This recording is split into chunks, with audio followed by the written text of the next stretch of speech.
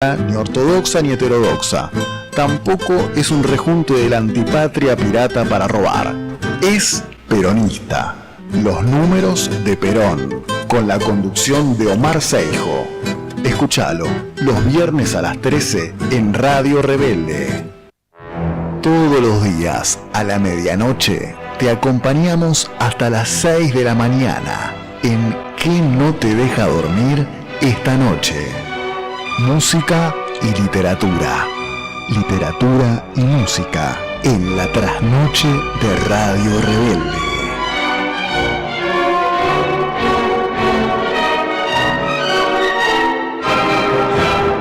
¿Qué no te deja dormir esta noche?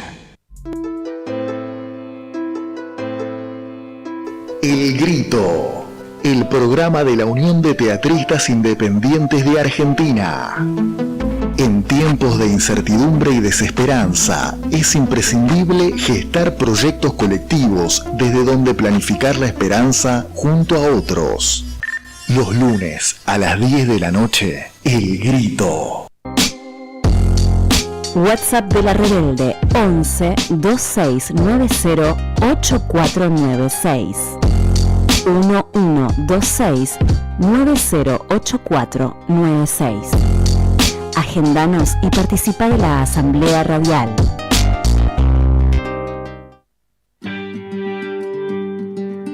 Los lunes a las 6 de la tarde, Todos los Fuegos, con la conducción de Daniel De Santis. En el aire de las 7:40, escuchá Todos los Fuegos. Todos los fuegos queman distinto, una lluvia de rosas también te incendia.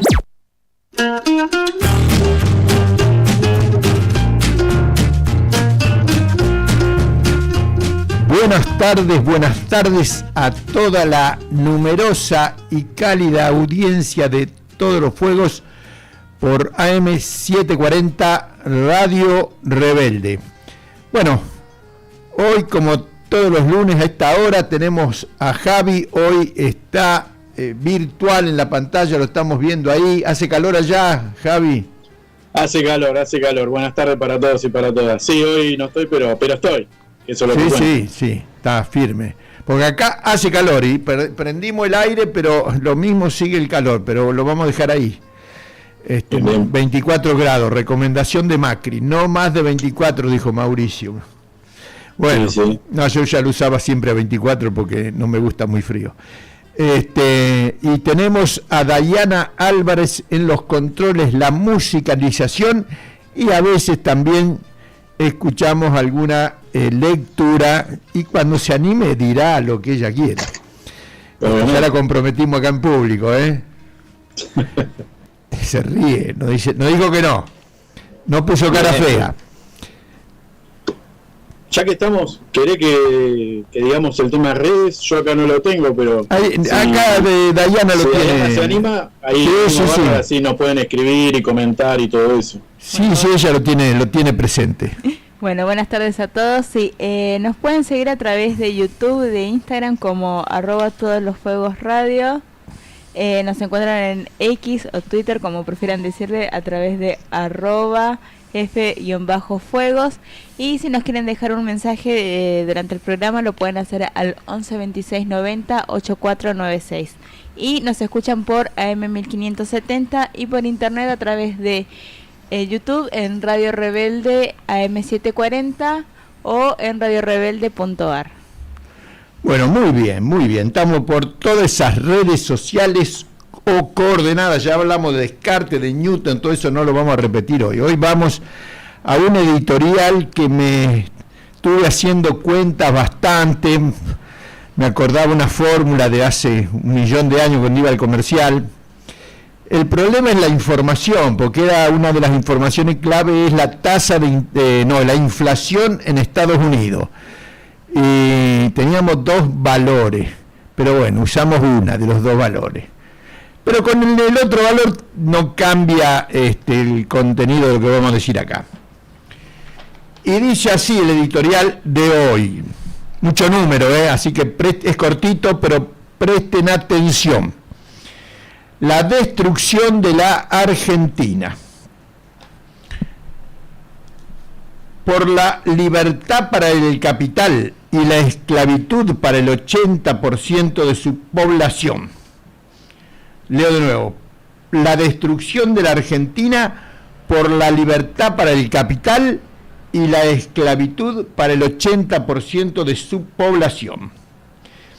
El próximo año 2025 se cumplirán 50 años de la aplicación en nuestro país del programa neoliberal, o de libertad para el capital y la esclavitud asalariada y de los trabajadores por cuenta propia.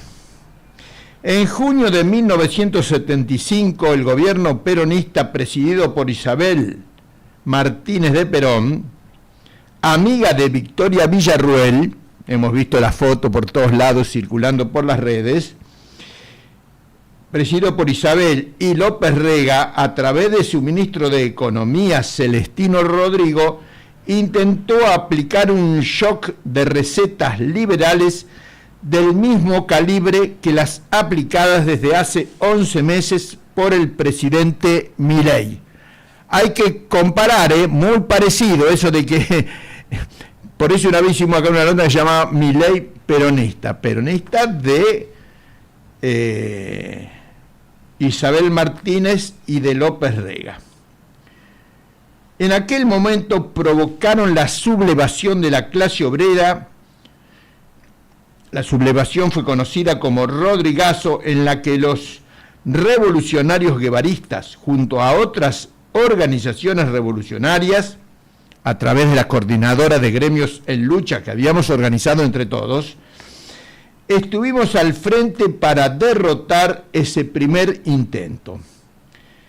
Estos hechos fueron el verdadero motivo por lo que al año siguiente los militares, mandaderos del gran capital, en particular del capital financiero, decidieron dar un golpe militar cuyo punto de inicio fuera derrotar la revolución en marcha para poder aplicar su programa.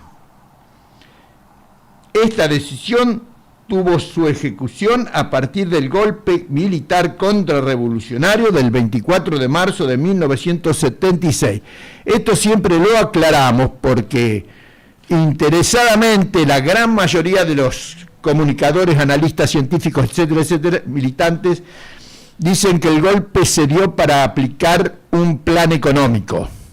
Bueno, Menem fue el que en realidad culminó y realizó ese plan económico y lo hizo de la mano de la democracia burguesa. El distinto tipo de gobierno se debió a que durante el año 75-76 había una situación revolucionaria donde la clase obrera había derrotado el plan económico. Por eso la característica política del gobierno neoliberal fue una dictadura militar. No fue para aplicar el plan económico, fue para derrotar al pueblo movilizado.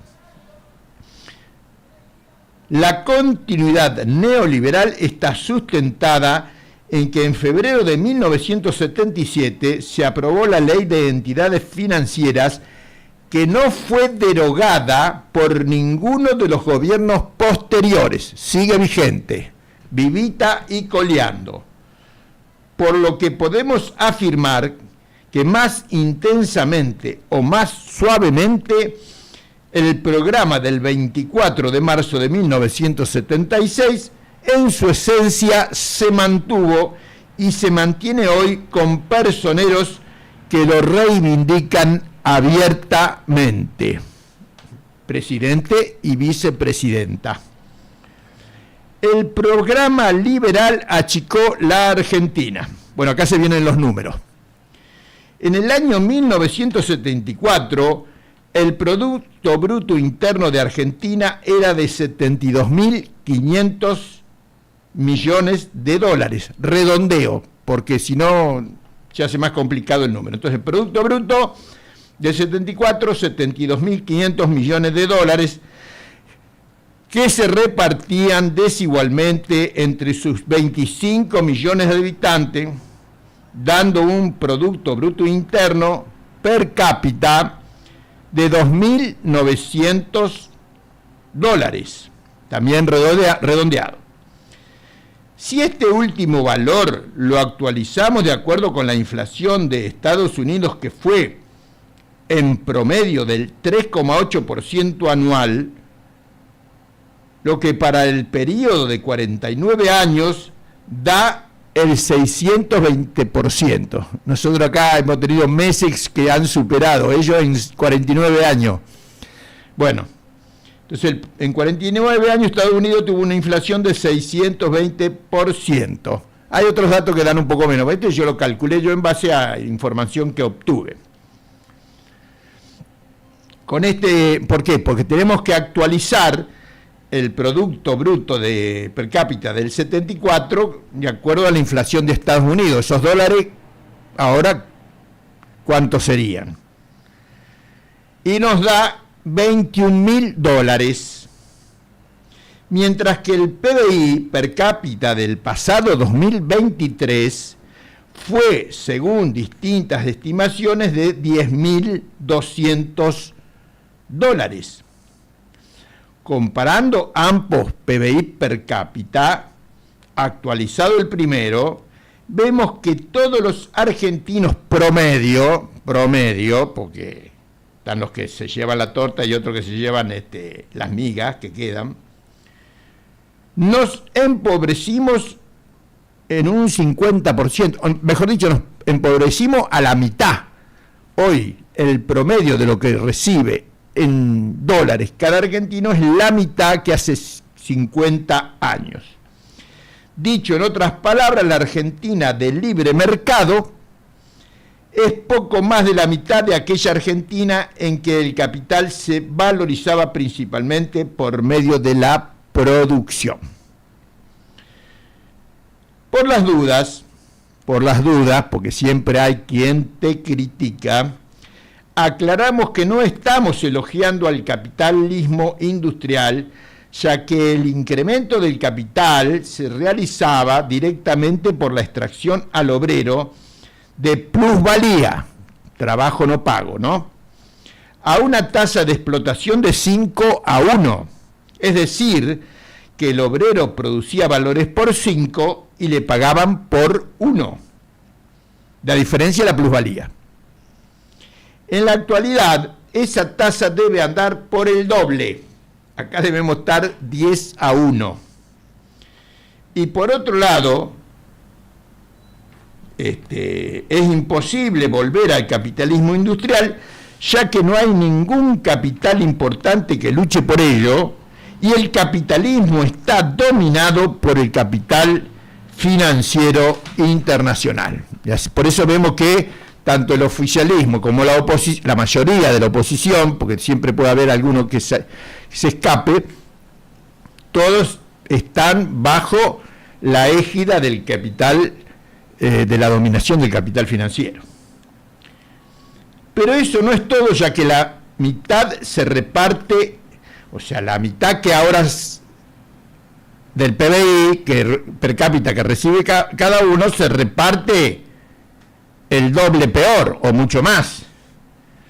Entonces le hemos puesto a este inciso la distribución del ingreso, es decir, cómo se reparten los valores producidos por los trabajadores entre los distintos sectores de la población. En 1974, la desocupación era del 2,7% de la población. Después hay otros valores del 3, pero ninguno pasa del 3,4.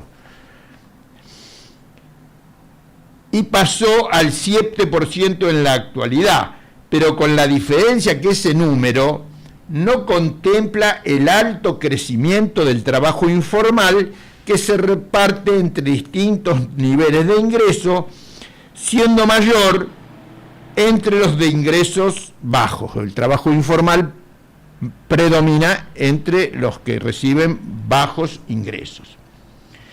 En tanto, la pobreza era inferior al 5%, 4,7%. alcanzando al 40,1 en septiembre del año pasado y en septiembre de 2024 al 52,9%. Esto ha sido difundido, la pobreza del mes de septiembre.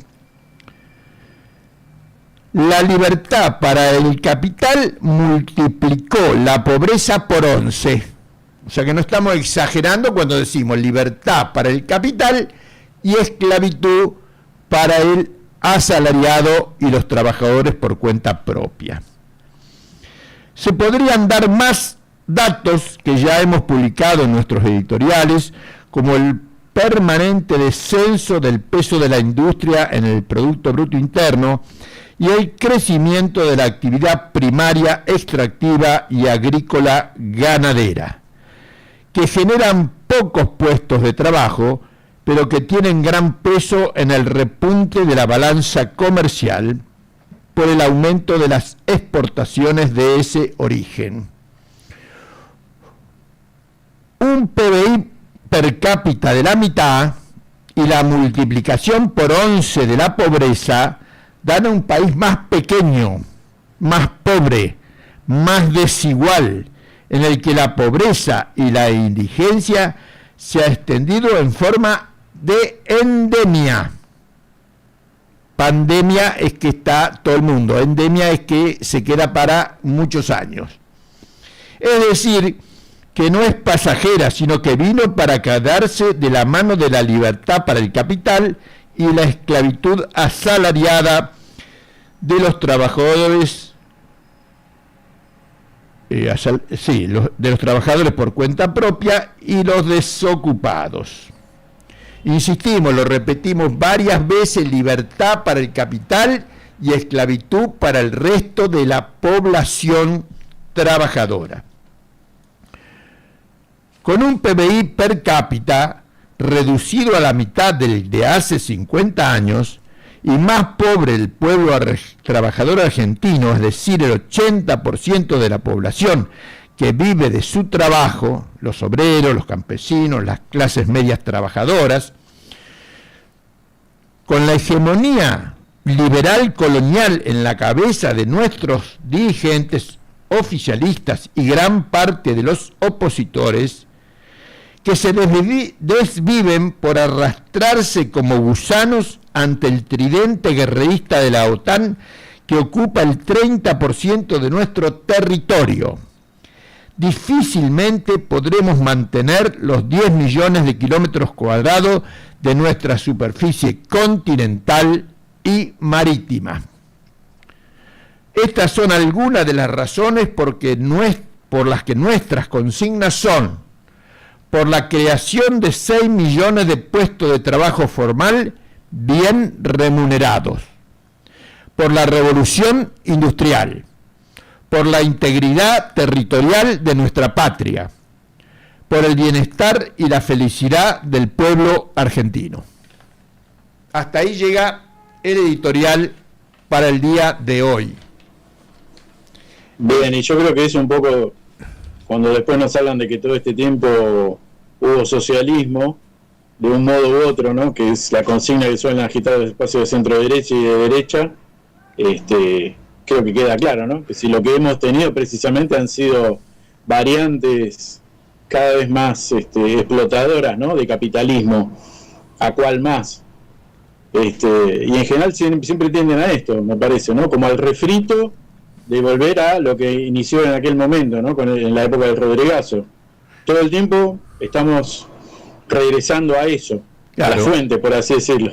Pero nos han ganado la batalla ideológica, por eso gente cree que acá tuvimos socialismo cuando tuvimos neoliberalismo, tuvimos a Milei 50 años. Milei, el programa de Rodrigo, de Celestino Rodrigo, es el programa de Milei, y el programa de Milei es el programa de Celestino Rodrigo. Hace 49 años, y lo echamos a bolsazo los trabajadores argentinos. Y si hay algo que se ve en todo este tiempo es un fracaso atrás del otro, precisamente porque hasta ahora no se han visto resultados que uno puede decir, bueno, mirá, acá finalmente hemos logrado superar algún nada, algún nivel de estancamiento o de conflicto, ¿no? De los que históricamente tiene la Argentina. Lo único que hicimos en todas estas décadas ha sido el endeudamiento grosero a la par del aumento de la miseria, la pobreza y el desempleo. ¿Y por qué insisten que no fueron 30.000 desaparecidos? Porque justamente los que echaron a los neoliberales de Milei hace 50 años fueron esos 30.000 y toda la gente que participaba de las mismas ideas revolucionarias para verdaderamente, ahí sí, marchar al socialismo. Ganaron ellos, hicieron el neoliberalismo y nos echan la culpa a nosotros de lo que hicieron ellos. Es una táctica discursiva que han sabido aplicarla y que nosotros, justamente el editorial de hoy y muchas veces lo que decimos, tiene el objeto de dar elementos para la disputa ideológica, para la lucha por la conciencia. Por eso yo creo que es importante eso, que quede claro que en ningún momento vivimos nada parecido al socialismo, al comunismo. Estaríamos teniendo una discusión de otro tipo, que claramente ni de casualidad. Claro. A lo sumo hemos conocido alguna que otra política social con pretensiones de inclusión en algún que otro momento, pero no mucho más que eso. Capitalismo neoliberal con plena vigencia de la ley de entidades financieras durante 48 de esos 49 años que nadie tuvo culo para derogarla. Bueno. Y que ni siquiera es un debate ni una discusión. No, claro. Para nada, no figura en ninguna agenda. Nada, no es un como tantas otras, como el radar inglés en Tierra del Fuego, como la ocupación del 30% de las Islas Malvinas y del territorio o la habilitación para el uso de tropas extranjeras, ¿no? Bueno, etcétera, eso no es importante. Bien, ahora hoy tenemos unos horarios un poquito corriditos, ya vamos a decir por qué, así que pasamos a la primera parte de la columna política a cargo de Javi Rodríguez. Dale, vamos a hacerlo porque como es breve, iba a comentar más que nada. No, tiempo hay, porque la corrimos justamente para que haya tiempo. Sí, por eso, pero digamos para que no cortemos el hilo conductor. Por un lado, me parecía que estaba bueno mencionar que los conflictos sociales que están teniendo lugar en desarrollo, ¿no? Me refiero a movilizaciones, protestas y luchas, se continúan porque obviamente, como venimos diciendo, en ningún momento se soluciona nada, ni se ha llegado a ningún tipo de acuerdo, por el contrario, está todo esto hecho un polvorín. Esta semana vamos a tener un paro de docentes este jueves, que van a llevar adelante los docentes de la provincia de Buenos Aires, el reclamo de, por supuesto, ¿no? Mejoras salariales y obviamente condiciones laborales como siempre. Mencionar también que continúa el conflicto docente, que hasta ahora no se universitario, eso quería decir. El conflicto universitario, porque como bien sabemos, porque lo hemos venido charlando, hasta ahora no hubo ningún tipo de solución. En el conflicto universitario intervienen, por un lado, lo que tiene que ver con los docentes agremiados que están participando con el plan de lucha, ¿no? Que hasta ahora vienen siendo la participación con clases públicas, con la discusión abierta sobre lo que está pasando en la situación, ¿no? de las distintas cursadas, para que el alumnado también participe, además de que la participación estudiantil, que se traduce en las asambleas que tienen lugar en las distintas universidades, en general están teniendo y aportando a la toma de los establecimientos y el apoyo y la generación de clases públicas de modo constante, y el personal no docente, que por supuesto también está participando, colabora con el mantenimiento y bueno, lo que está a su alcance.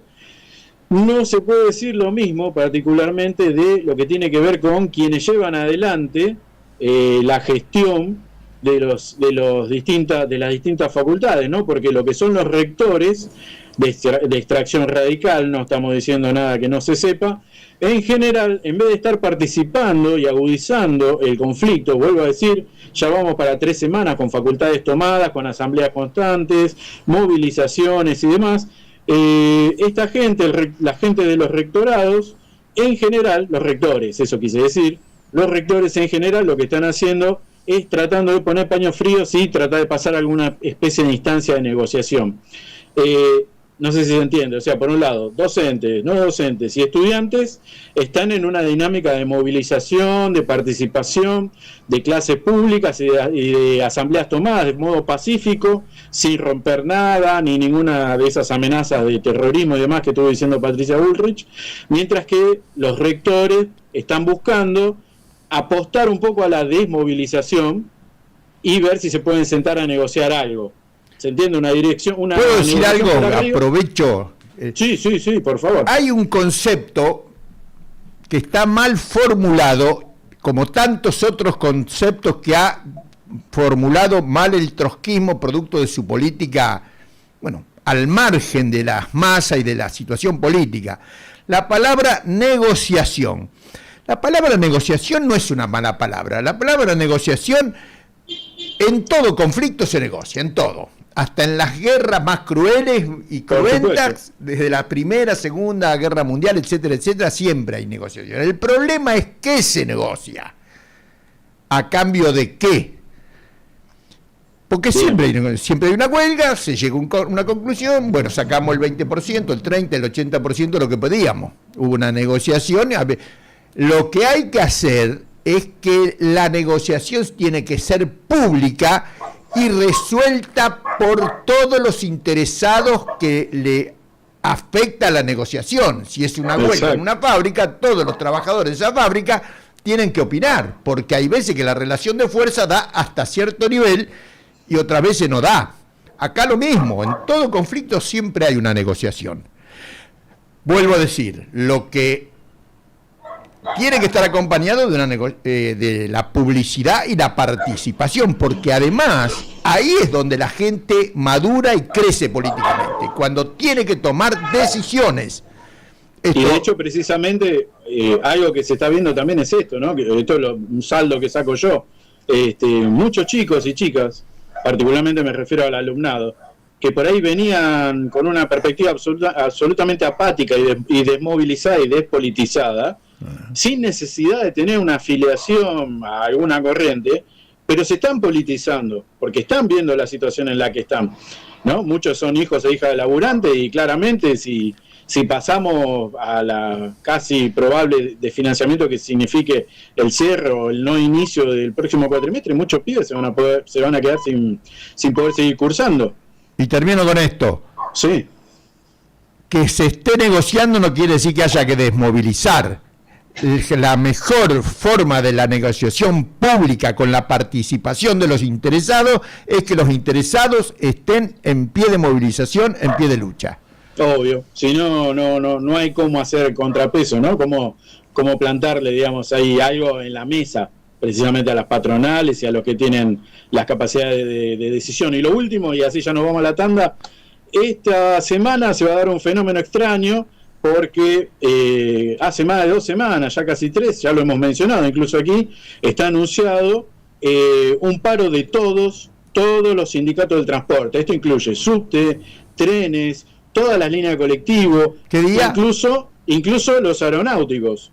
Esto estaba convocado para este miércoles y sigue anunciado para este miércoles por parte de todos los gremios que integran la CAT. ¿Qué pasó?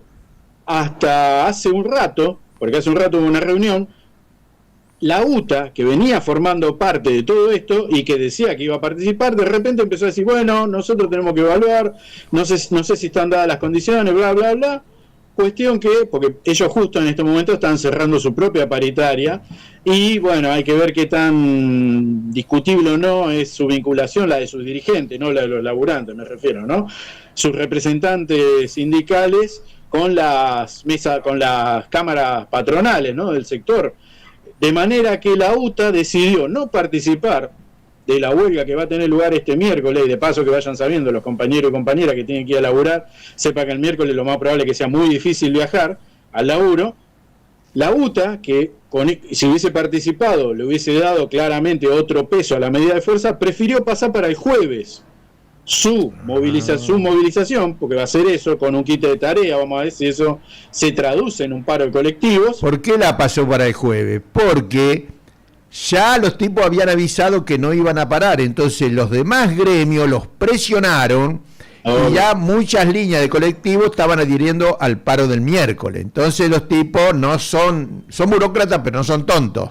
Para que no se le desprendan las líneas díscolas, dijeron, no, paramos el jueves. Vamos a parar, pero paramos el jueves. De manera que habrá que ver finalmente cuál va a ser el peso de esta medida, que va a terminar estando desdoblada. En el mejor de los casos quizás sean 2 días con algún peso, porque claramente cuando para el transporte eso dificulta obviamente a toda la actividad productiva en general. Ahora hay que ver cómo eso se va a traducir en los hechos, después en lo social, y el impacto real, más allá de lo que se anuncia. Listo, vamos si querés a la pausa y ahí arrancamos la segunda parte. Dale.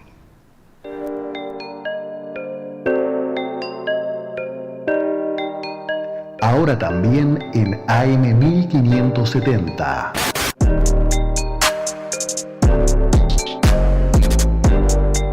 Radio Rebelde, AM 1570. La mañana del domingo. La mañana de Juan Domingo. Perdón. La mañana de Juan Domingo. La mañana del domingo con Martín García. La mañana del domingo. Todos los domingos de 10 de la mañana a 2 de la tarde. Con la conducción de Martín García y un equipo de la Gran Flauta. La mañana del domingo. La mañana de Juan Domingo.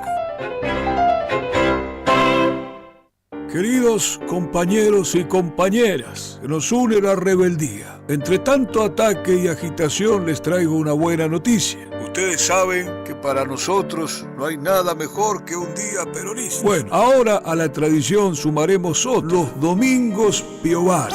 Domingos Piovano. Sí, los domingos de 14 a 18. La doctora Piovano, ¿qué decimos? La infectóloga del pueblo. ¿Pudiste conocer a tu sobrino al final? Mi sobrina, sí, muchas gracias. Imaginen, 4 horas de encuentros, información, música, humor, política, salud integral. Secciones que harán historia. La siesta del domingo ya no es un bajón. Domingos Piovano, una nueva tradición. Sumate a la misa. No lo soñé, pero aquí está. Domingos Piovano, con Gabriela Piovano. Domingos de 14 a 18. Los jueves a las 7 de la tarde, Rebeldes por Malvinas. Un programa que analiza la realidad desde la óptica de la soberanía de nuestro pueblo argentino. Rebeldes por Malvinas. Jueves de 19 a 21. Para que seamos de una vez por todas libres de toda dominación extranjera. Salir por arriba, 5ª temporada. Ideas, causas y acciones para resistir con poder. Néstor Picone coordina un equipo que sale de memoria. Lunes, Jardinel, Pagano, Rivas y Tilda Rabi. Los martes con Claudio Lozano, Mushnik y Fabio Basteiro. Miércoles, Robelli y Mónica Bianchi. Los jueves, Creines y Pepe Esbatela. Y los viernes, con Arismendi de Venezuela, Almeida de Brasil, Cardoso de Uruguay y Carlos Tomada, nuestro ministro sin cartera. Todos los días, de 10 a 11.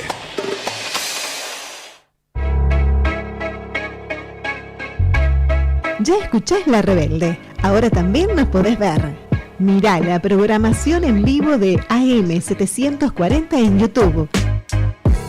Nos buscás como Rebelde Radio 740. Te suscribís y ves en vivo todos los programas de La Rebelde. Ya escuchás La Rebelde, ahora también nos podés ver.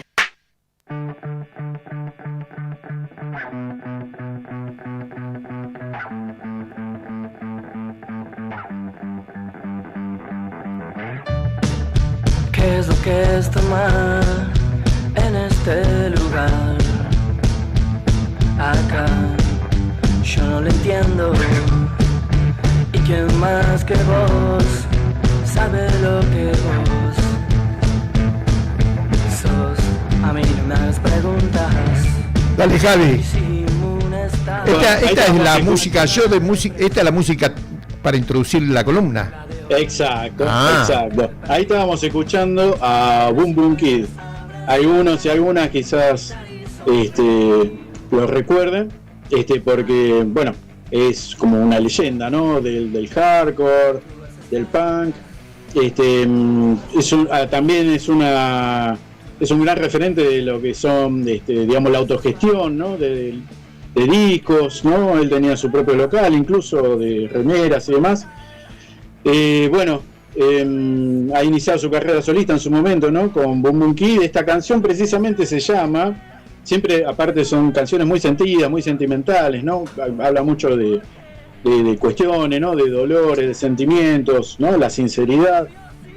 Precisamente esta canción que estábamos escuchando, que recomendamos, es de 2009, si mal no recuerdo, un EP, la canción se llama Lo único feo es no tener por qué vivir. Vos fijate lo que estamos diciendo, ¿no? Porque, como siempre decimos, ¿no? En el rock siempre hay algo, se está diciendo que de alguna manera nos toca, nos afecta. Bueno, y yo creo que un poco estamos en eso, ¿no? Desde hace rato. Lo único feo es no tener por qué vivir, porque hemos llegado, y me parece que esa es un poco la intención, ¿no? De lo que queremos charlar un poco hoy, que es, estamos aquí a 30 años largos ya, de 31, de esta democracia, ¿no? Esta democracia burguesa, parlamentaria, republicana, ¿no? Que es lo que quedó tras el paso de la dictadura genocida del 76 al 83. Esta democracia que se construyó, ¿no? Con el acuerdo de muchos partidos políticos, donde, por ejemplo, una de esos acuerdos tácitos fue precisamente tratar de prometer un supuesto, lo no necesario, ¿no? De, por ejemplo, el tema de la violencia política, porque esta democracia va a poder garantizar, ¿no? ¿Te acordás aquello que decía Alfonsín? Pero no solo esta democracia, era la democracia. Claro. Vos estás en contra de la democracia. No. Éramos pocos, Estoy hablando 84. Éramos pocos los que le decíamos, no, esta es la democracia liberal. Nosotros estamos por la democracia popular, obrera. Claro, nosotros, porque digo, eso también pasa, ¿no? A veces cuando se habla del socialismo te dicen, porque ustedes son autoritarios, dictatoriales. Ya lo dijimos más de una vez. Para empezar, estamos viviendo en una dictadura, hace rato. Desde que empezamos, estamos viviendo la dictadura. Justamente la palabra esa que yo dije, negociación, tiene que ver con el autoritarismo. Los autoritarios son los que negocian a la espalda del pueblo. Los democráticos somos los que abrimos a la masa la participación.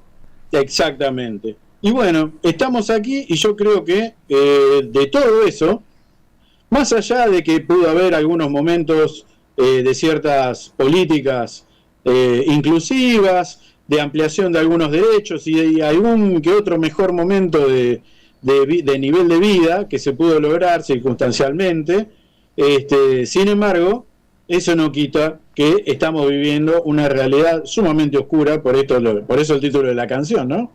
Qué feo que es no tener por qué vivir, porque realmente yo tengo una hija, a muchos nos pasa, y yo mismo, hoy ya lo conté, ¿no? Yo hoy mismo estoy llevando adelante 3 laburos, y uno casi que ya no tiene tiempo para sentarse a tomar un mate, ¿no? Porque, o sea, vivís explotado, vivís endeudado, vivís arruinado, y esto es a lo que hemos llegado, ¿no? La llegada de Milei no es algo que salió de un repollo, ni fue algo mágico que sucedió. Muchos eventos han tenido lugar, y en eso le cae, digamos, la responsabilidad a todos los partidos burgueses que han tenido alguna mayor o menor participación en todo esto. Y bueno, ¿por qué estamos diciendo todo esto?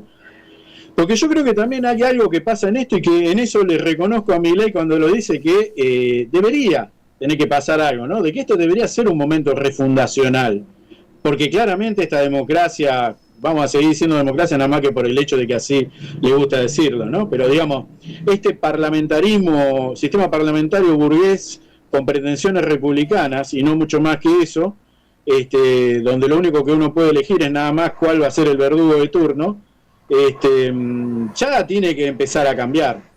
Claramente el sistema político que estamos viviendo hoy, con el sistema de partido que conocemos, es un rejunte de podredumbre, de miseria y de reventados y de reventadas de todos los colores. Que el partido que lleva adelante la presidencia del país esté hecho de influencers, ¿no? de estafadores, de estandaperos y de gente que no, son lo más lejano al sistema político y a lo que, ¿no? Precisamente porque hablan de la casta, de alguna manera creo que está expresando precisamente dónde es que estamos parados y paradas, ¿no? Estamos parados en el peor escenario, estamos parados en el peor momento de todo esto que nos quieren presentar como un sistema democrático, y algo va a tener que cambiar. Y ya sabemos que han empezado a darse lugar los reacomodamientos y las formas, porque el 2025 está acá a la vuelta. La semana pasada charlamos de que ya empezó a acomodarse, por ejemplo, el tema de lo que es la interna del Partido Justicialista.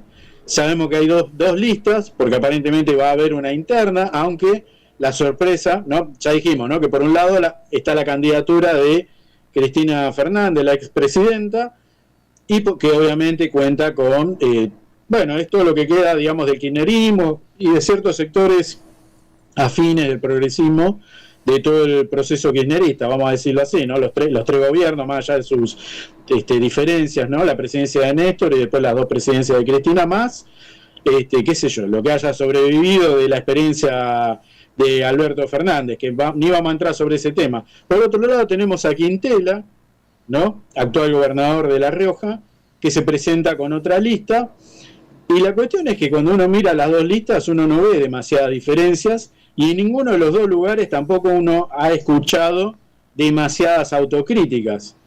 O sea que ya esto algo lo hemos venido mencionando, ¿no? Que en general en el PJ hasta ahora lo único que se hizo es la famosa frase, ¿no? Que decía el general, ¿no? De sencillar hasta que aclare, sin que nadie se haga cargo de lo que le toca, que sería empezar a asumir las responsabilidades para todo esto que ha pasado.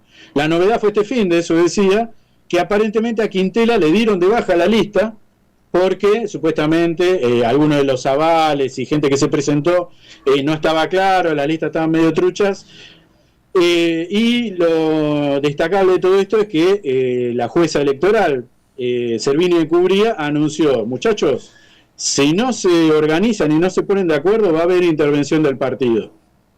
Ya recordamos la última intervención que hubo del partido y sabemos más o menos para dónde fue todo eso. Bueno, en el PJ, donde uno esperaría, porque no, estamos hablando del, para bien o para mal, del partido más numeroso con representación popular, las cosas están así.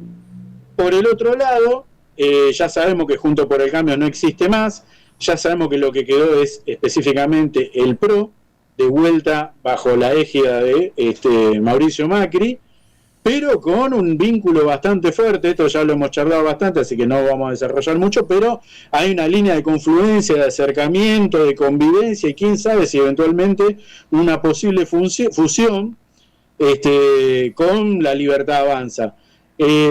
Por fuera de eso, ¿qué queda? Quedan dos grandes sectores. Por un lado tenemos el sector, la famosa avenida del centro, ¿no? El medio, ¿no? La línea de centro. ¿Qué pasa por ahí?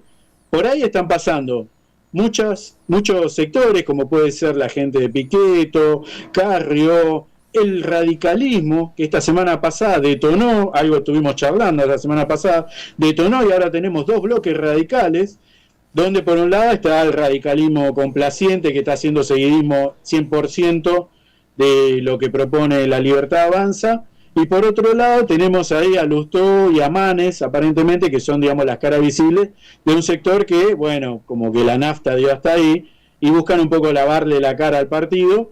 La cuestión es que igual, más allá de la representación parlamentaria, no es ese un sector que tenga, digamos, presencia a nivel gobernadores. Así que habrá que ver cómo se va dando ese debate dentro del radicalismo. ¿Qué quiere ser el partido? Igual hace rato que estamos hablando de algo que es básicamente un tren fantasma, ¿no? El radicalismo.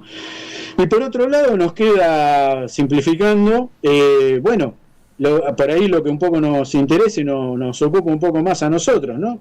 Fuera del peronismo, fuera de las expresiones de derecha y de centro derecha, ¿qué pasa con las expresiones críticas, populares, ¿no? Desde un punto de vista social, ¿no? De izquierda. Hasta donde sabemos, el FIT va a continuar, ¿no? El FIT Unidad, bueno, ese es el nombre que quedó en las últimas elecciones. es la confluencia del trotskismo, ya lo sabemos, y yo no creo que vaya a haber mayores novedades en ese sentido por ese lado.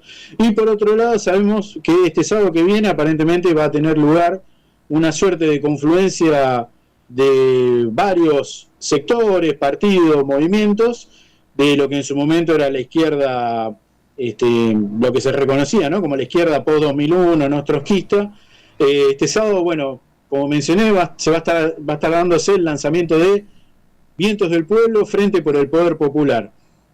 Allí están confluyendo un montón de espacios: Marabunta, el MUL, CPI, el Frente Popular de Darío Santillán, Emancipación Sur, los compañeros de Contrahegemonía Web, bueno, y supongo que más salvo espacios, que hayan pegado un salto mortal en su ideología, no van a participar en elecciones. Son antielectoralistas. Vamos a ver qué es lo que proponen ahí, ¿no? Yo personalmente voy a ver si me acerco a ver qué es lo que se va a proponer, porque ahí están hablando de un frente. Yo lo que no termina de quedarme claro es si es un frente de lucha, es un frente electoral, es un frente de lucha y electoral, una confluencia política eventualmente. Bueno, yo no lo sé, desconozco, habrá que ver qué pasa por ahí, pero digamos, por ahí vendrían dándose, sí. Informémonos bien, sí. Sí, pues el sábado lo más probable es que me pegue una vueltita porque quiero ver qué es lo que va a pasar ahí. Y por fuera de eso, la gran pregunta es, ¿hay otra alternativa? ¿Está pasando algo? A nivel movilización social, hace un ratito estábamos hablando de la cuestión de los distintos paros y movilizaciones que se están dando en distintos lugares, pero el tema es que lamentablemente yo en lo personal no estoy viendo que se esté dando ningún cambio, digamos, a nivel de generarse algo diferente, nuevo. Por ahora las experiencias vienen siendo más o menos las mismas de siempre, nada más que lo que hay es reagrupamientos, y no estoy viendo que se constituya, lamentablemente, algún ámbito de confluencia de fuerzas con perspectiva revolucionaria, de cambio social sincero, concreto, anticapitalistas en serio, socialistas. Eso creo que lamentablemente todavía no está pasando, y bueno, deberíamos estar poniéndole un poco de fichas, por lo menos para quienes tenemos todavía esa perspectiva, en ver, ¿no? Digamos, porque lo de Milei viene para largo. Bien, sí. No, hay una agrupación que seguramente va a intentar participación, que es la Social 21, que ya participaron en elecciones anteriores. Bueno, nosotros somos amigos de los dos sectores, de la Vientos del Pueblo. Vientos del Pueblo, somos amigos de la Social 21. Bueno, ojalá, estaría bueno que se junten, que hagan un solo y con personería propia, porque si te prestan la personería, no sos el dueño de tus actos. Nosotros tenemos una experiencia. Cuando nos aliamos con Pilo de Solana, que nos criticaban, nosotros teníamos personería propia. Entonces decidíamos nuestra política. Nos aliábamos porque queríamos, no porque no teníamos otra. Y bueno, hicimos y crecimos un montón, porque en la ciudad de La Plata y en la ciudad en el partido de Moreno, tuvimos un importante crecimiento, porque al tener nuestra propia personería teníamos la sartén por el mango, digamos. Hacíamos una democracia de participación popular. Bueno, habrá que ver qué pasa con todo esto. Esto recién empieza. Un detalle novedoso nada más y lo último.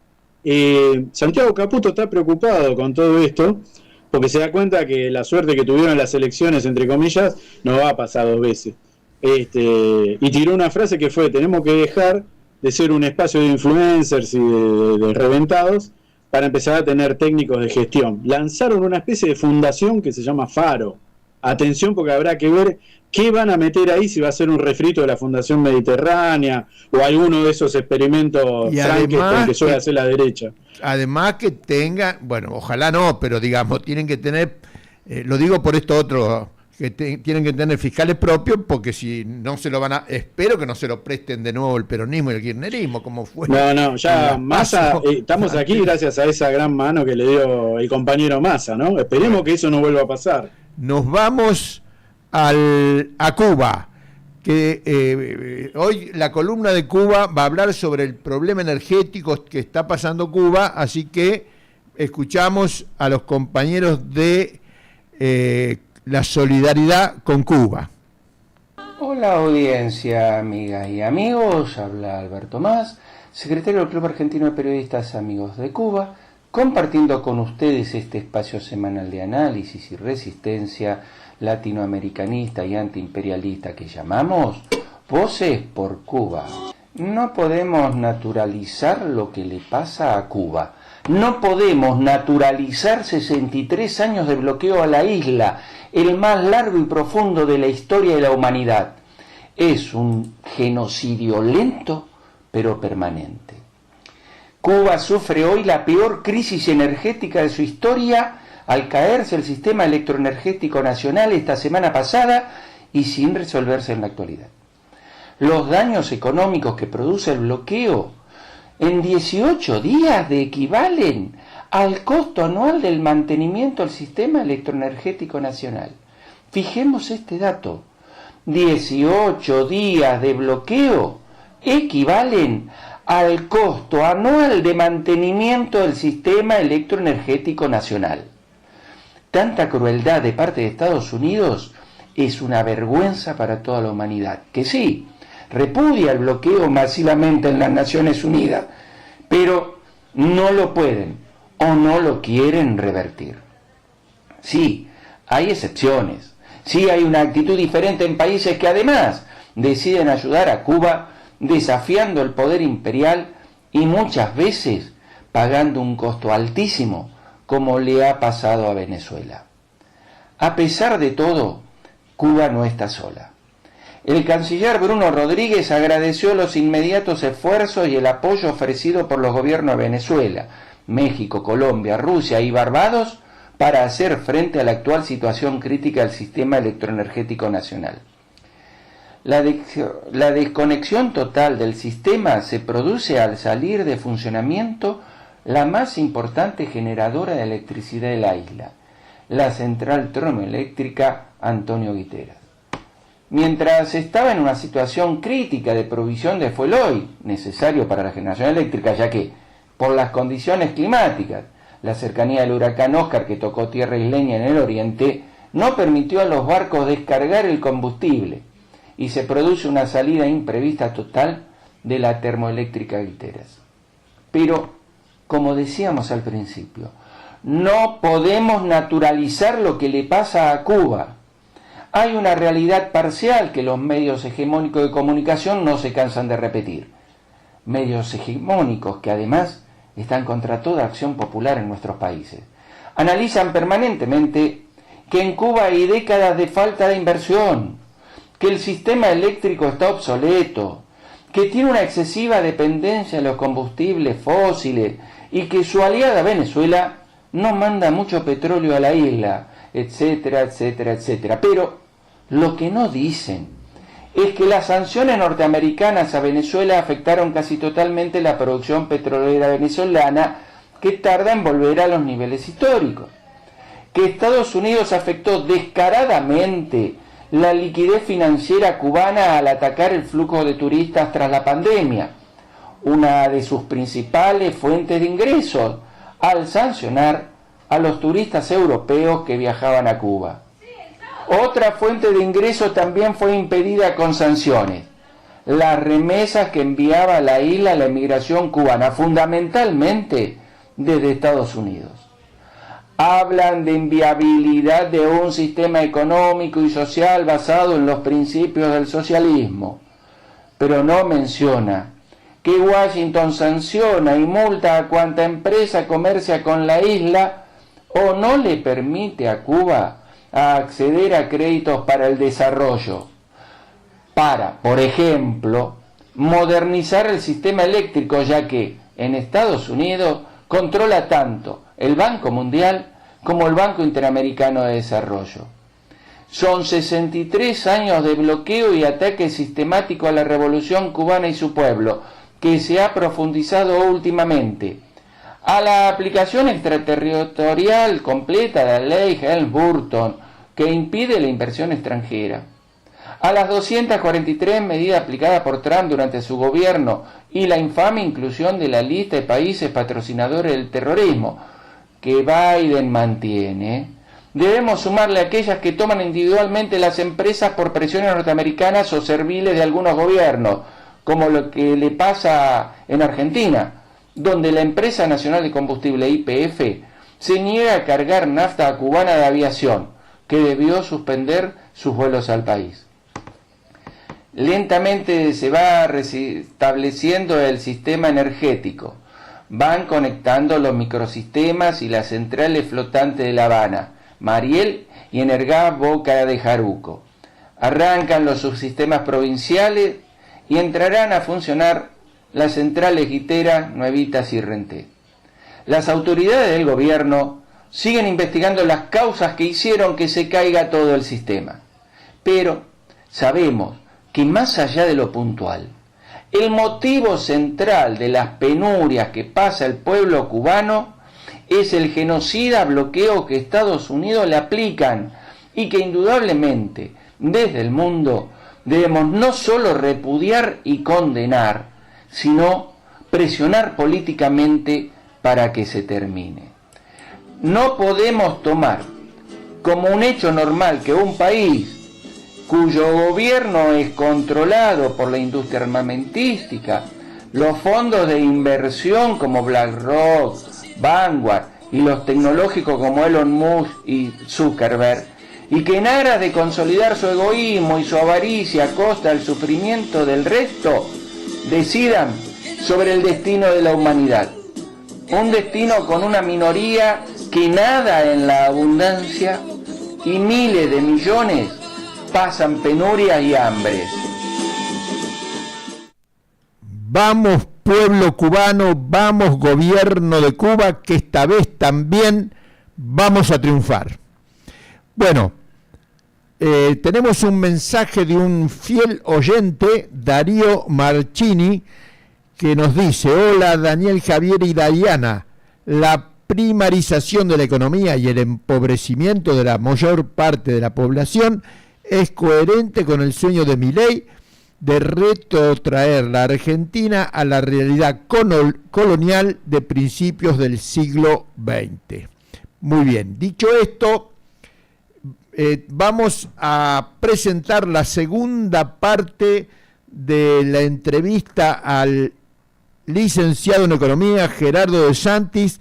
Le habíamos preguntado justamente por la sostenibilidad del proyecto económico en marcha en el gobierno argentino por parte de el presidente Milei.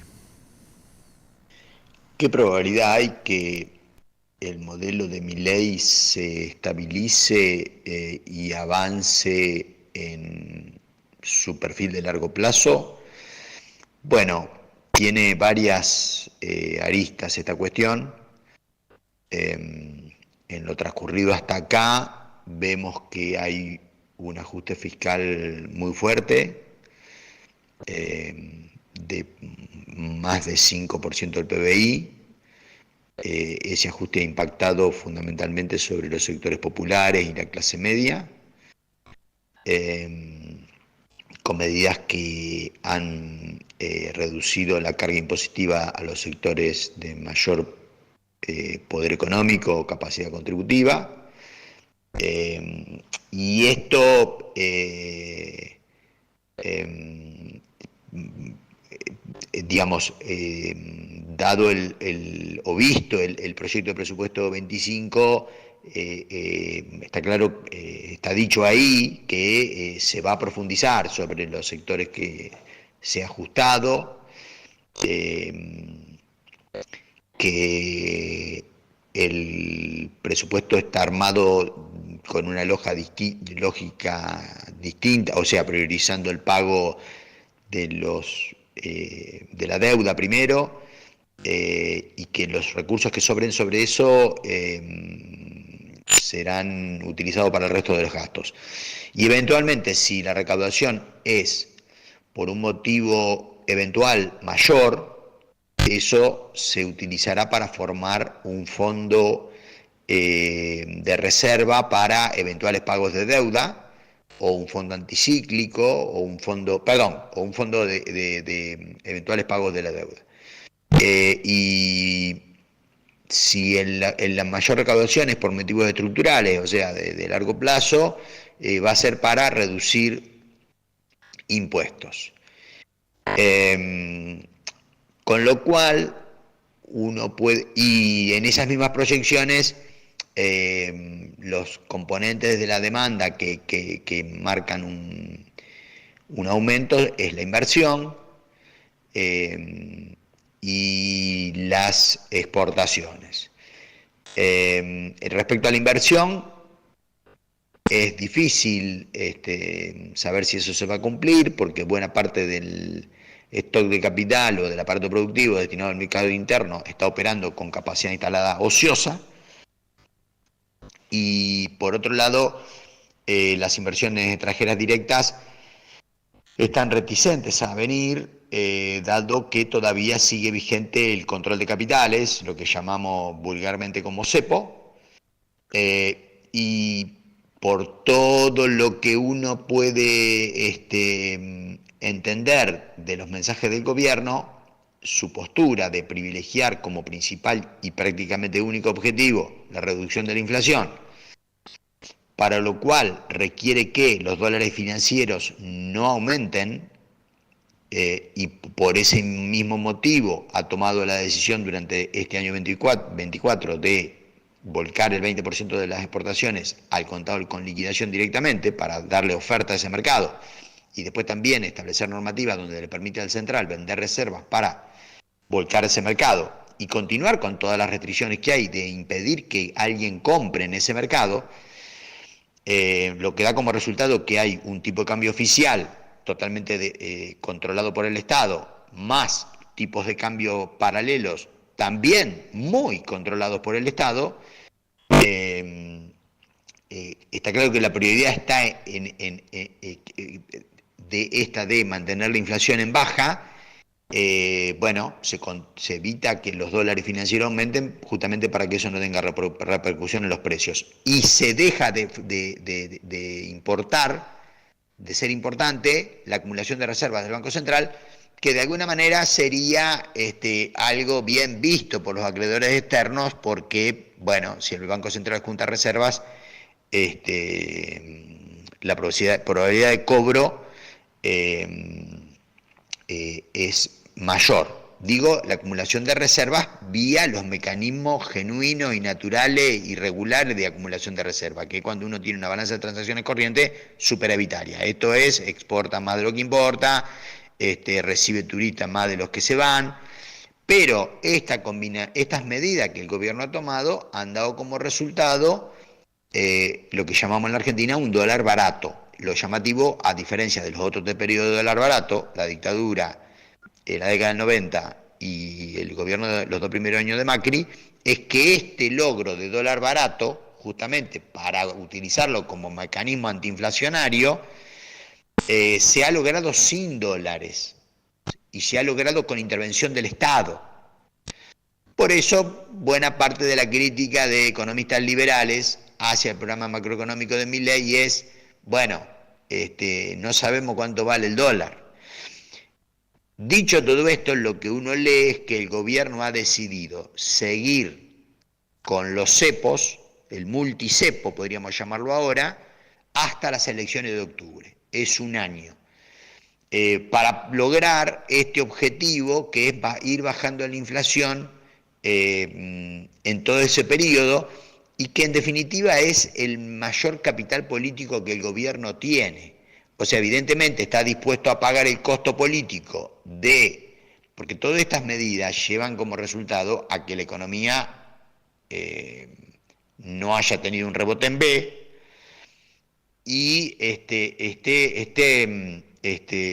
actuando o funcionando a un nivel de actividad muy baja, donde hay algunos sectores que se recuperan, básicamente los vinculados a la actividad primaria, y el grueso de los sectores vinculados a la actividad de mercado internista siguen estancados o algunos siguen en caída, como la inversión pública, la construcción, y donde hay alguna reactivación en algunos rubros de productos de consumo, de bienes de consumo durable, porque ha aparecido algún acceso al crédito, pero llamativamente al mismo tiempo sigue cayendo la demanda de bienes básicos de primera necesidad. Esto habla de, una contracción en los ingresos del grueso de la población.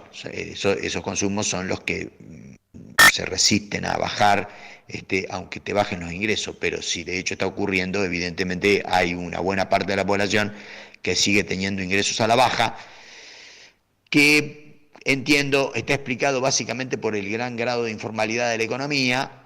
Entonces podemos ver también ahí, en el tema del empleo, sectores formales, con sindicatos y con paritarias, que ahora achican un poquito su caída porque de alguna manera le ganan inflación, pero al mismo tiempo tenemos un 50% de informalidad, de sectores que ven caer sustantivamente sus ingresos, y el conjunto de todo esto, sumado a que estos 10 meses muestran una destrucción de aproximadamente 250.000 puestos de trabajo formales y la aparición de monotributistas en una cifra parecida, hay un cambio cualitativo negativo en el sector laboral. Estamos perdiendo empleos formales y los estamos sustituyendo, cuyos salarios son importantes,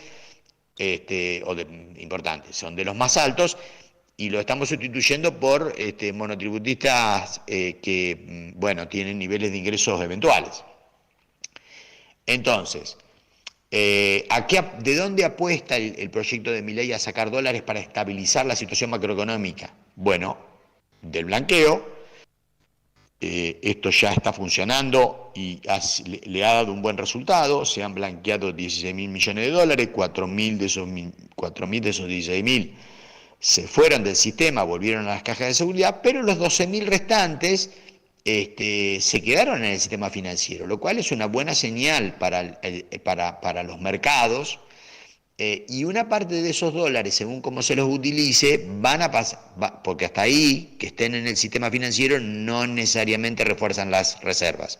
Solo lo hacen si esos depósitos son utilizados para prefinanciación de exportaciones o para financiar inversión de empresas que de alguna manera está lentamente empezando a ocurrir, porque los exportadores han pedido prefinanciación de exportaciones y porque las grandes empresas han emitido obligaciones negociables. Entonces eso sí le genera dólares en las reservas netas.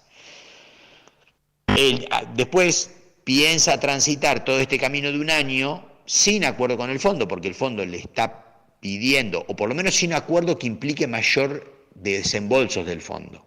Entonces, el gobierno está dispuesto a transitar todo este camino hasta octubre del año que viene, hasta las elecciones, básicamente, sin salir del cepo, para no tener que devaluar y para que no le destruya su principal argumento: estamos controlando la inflación.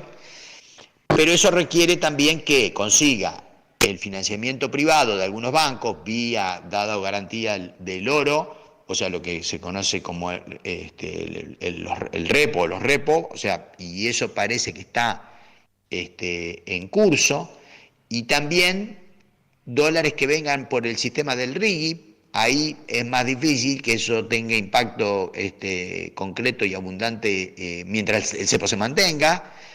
Después también depende del escenario internacional: qué va a pasar con los precios internacionales de lo que vendemos, qué va a pasar con el precio internacional de lo que compramos. En ese plano hay una conjunción de factores, algunos a favor y otros en contra. A favor está que el superávit energético se sigue consolidando, esto gracias a las inversiones que se hicieron en los 10 años anteriores al gobierno de Milei. Y al mismo tiempo un signo de interrogación, porque ante el dólar barato ya está ocurriendo de una manera importante, para los turistas extranjeros es muy caro venir a Argentina, y para los argentinos es más barato irse de vacaciones fuera de la Argentina. O sea, uno puede pensar, viene una temporada de vacaciones, de verano, en donde los mendocinos irán a Santiago de Chile o a las costas chilenas, y así esto con todos los países limítrofes, lo cual implica salida de divisas del país, pérdida de reservas, que no solo es el turismo, porque hoy ya está detectado que sanjuaninos y mendocinos realizan tour de compras en colectivo, viajando 7 horas hasta Santiago, estando 6 o 7 horas en un shopping, y se vuelven sin dormir en Santiago, o sea, van solo a comprar cosas, y dicho por administradores de esos shopping, los argentinos explican el 15% de las ventas. O sea, es una cosa significativa, y esto hay que replicarlo en todas las provincias limítrofes con otros países, en donde el único caso donde no estaría ocurriendo de la misma manera sería con Uruguay, porque Uruguay también está caro en dólares. Históricamente Uruguay es un país caro en dólares. Con lo cual, y otro de los factores externos que influyen son el resultado electoral de Estados Unidos. Ahí hay dos aspectos a tener en cuenta. Da toda la impresión que, dado la situación económica de Estados Unidos, quizá haya una política fiscal expansiva y al mismo tiempo eso implique una política monetaria restrictiva para que no se traduzca en inflación. Eso nos afectaría negativamente, de hecho lo que está ocurriendo, porque el mercado un poco lo está anticipando y el dólar se fortalece, tasas de interés en Estados Unidos altas fortalecen el dólar, pero al mismo tiempo, si llega a ganar Trump, bueno, es un misterio, uno nunca sabe, pero dada la relación política, puede ocurrir que Estados Unidos o su influencia sobre el fondo influyan para que haya fondo fresco para la Argentina. La otra cuestión es que lo que va a tratar de hacer el gobierno es refinanciar todos los pagos que están involucrados, tanto con los distintos organismos multilaterales de crédito. Y además ha gestionado, y parece que va con buen curso, una ampliación del swap con China por $5.000 millones que le permitiría financiar parte de las importaciones que la Argentina realiza y liberar dólares para la utilización del pago de la deuda. O sea que toda esta conjunción de factores, bueno, uno podría agregarle más factores, porque la cosecha fina que pintaba de bajo rinde por la sequía, bueno, esta lluvia de estos últimos días un poco está salvando la situación. Hay que ver qué pasa con los preanuncios de sequía de acá a la cosecha gruesa, por allá por mayo, y ver qué ocurre con eso, para determinar un poco o para ver qué masa de divisas logrará el sector exportador tradicional de la Argentina. Hay que tener en cuenta que hay un stock excesivo de soja acumulado en el mundo, y entonces es muy difícil pensar que el precio de la soja suba. Más vale, uno tiende a pensar que puede seguir bajando o estabilizarse en los precios que ha tenido un recorrido de una caída de $100 en los últimos tiempos. Conjugando todos estos factores, da la impresión que puede haber una posibilidad, es un escenario posible, que el gobierno logre, sin un acuerdo con el fondo en términos de mayor aporte líquido del fondo y por lo tanto a cumplir las exigencias del fondo de tener que liberar el mercado cambiario, se logre un acuerdo light con el fondo donde le refinancia lo que hay que pagar pero no le da plata fresca, y juntando todos los dólares que enumeré por los distintos motivos anteriormente, podría transitar este camino hasta las elecciones sin salir del supercepo.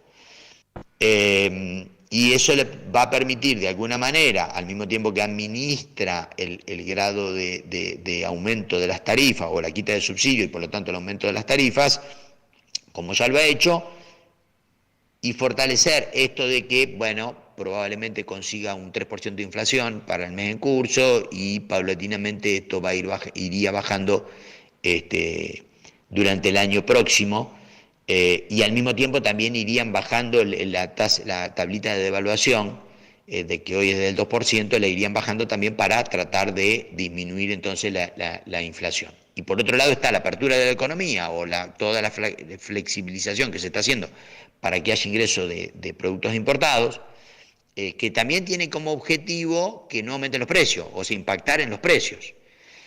Entonces están todos los cañones puestos con medidas que se podrían llamarse algunas de corto plazo y otras de largo plazo, pero todas puestas en función del corto plazo.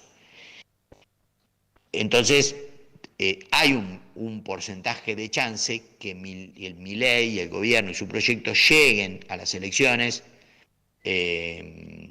con esta situación y por lo tanto a partir de ahí especular con un posible buen resultado electoral. Si pasamos al plano político o mezclamos con el plano político, hemos visto que hay una alianza ya formalizada con el PRO, o con el ala dura del PRO, o con el macrismo, como se lo quiera llamar, con lo cual eso por ahí le permitiría ir con listas únicas en las distintas provincias, y de esa manera llegar a las elecciones y conseguir una mejora sustantiva en el Parlamento. Y dejar para después de las elecciones las correcciones de tipo de cambio o la salida del cepo, que sería lo que necesita para que el modelo de largo plazo, que tiene un costo, inflación, pero que tiene la ventaja que facilitaría la entrada de inversiones de riesgo a los sectores primarios, minería, pesca, gas, petróleo, litio, que está dentro de la minería, y que ahí entonces a partir de ahí se estabilizaría el proyecto de largo plazo, que básicamente es el modelo dual, avanza todo lo primario exportador y queda subordinado todo lo que es industria y actividades vinculadas al mercado interno. Este panorama tiene cierto grado de probabilidad que ocurra. Hay variables difíciles de calcular, qué grado de conflicto social y eso cómo puede llegar a repercutir. Hasta acá vemos como expresiones contundentes en contra del proyecto del gobierno, lo que ha provocado la comunidad universitaria, tanto en abril como recientemente, y después distintos conflictos focalizados, pero no se ve del lado de la oposición en general, podríamos llamarlo, una consistencia que no solo canalice el descontento de buena parte de la población, sino que vaya generando una alternativa, o varias alternativas, o más de una alternativa política que resulte confiable a ojo de la sociedad, y que naturalmente eso también implicaría hacerle perder algún grado de consenso político al actual gobierno. Bueno, es el panorama que se ve a hoy. Seguramente me faltan algunas otras variables también a considerar, pero bueno, en este camino está la apuesta del actual gobierno. Reducir la inflación como objetivo central, clave, y subordinar todos los instrumentos de política económica a lograr ese objetivo, y llegar a las elecciones con el caudal político que le da poder mostrar esto, que ha logrado domar la inflación en términos actuales. Y eso el gobierno especula que le permitiría obtener un buen resultado electoral para seguir profundizando el modelo y ya ir consolidando las medidas de largo plazo a partir de ese resultado electoral. La lectura del resultado electoral también va a influir en qué puede seguir haciendo Milei después de las elecciones de medio término, porque bueno, puede tener un buen resultado electoral a nivel nacional, pero puede perder la provincia de Buenos Aires, es un escenario factible, y eso, bueno, un poco de ruido a su proyecto le puede generar, en términos de los inversores extranjeros que tendrían que venir a invertir en el largo plazo, inversiones productivas concretas, inversión extranjera directa, bueno, verían un escenario dudoso hacia el futuro. Bueno, veremos cómo evoluciona esto para los meses que siguen y cómo va el tránsito para estos 12 meses. Gracias. Bueno, escuchábamos al economista Gerardo De Santis dando un amplio panorama y múltiples factores que pueden incidir en la política económica del gobierno.